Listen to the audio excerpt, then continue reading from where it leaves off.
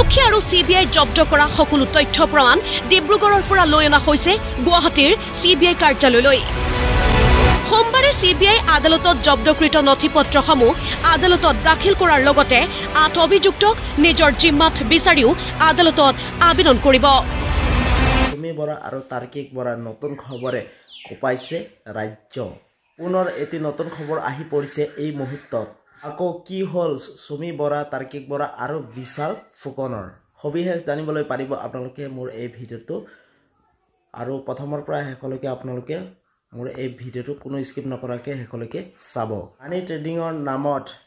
কোটি কোটি টকা প্ৰবঞ্চনা কৰা মানি ট্ৰেডিংৰ নামত অভিনেত্ৰী সুমি বৰা আৰু তেখেতৰ স্বামী তাৰ্কিক বৰা আৰু তেখেতৰ পাতি লোৱা ভায়েক বিশালৰ এই মুহূৰ্তত আহি পৰিছে এটা ডাঙৰ খবৰ আৰু আজি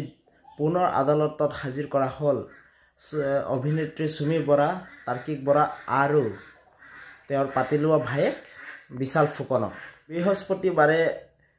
সুমি বৰাৰ যেহেতু নেকি তেওঁৰ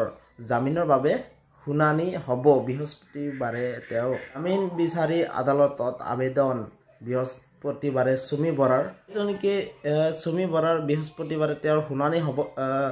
সুমি বৰাৰ আৰু ইতিমধ্যে জামিন পাইছে মানি ট্ৰেডিংৰ নামত মানি ট্ৰেডিং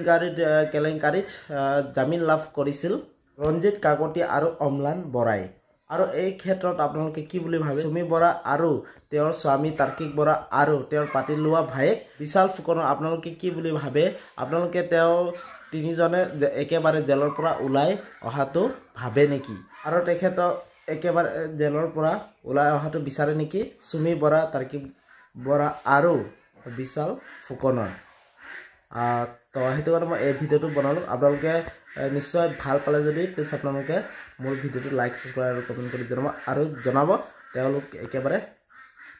জামিন লাভ কৰাটো বিচাৰে নেকি জেলৰ পৰা ওলাই অহাটো বিচাৰে নেকি সেইটো কাৰণে মই এই ভিডিঅ'টো বনাম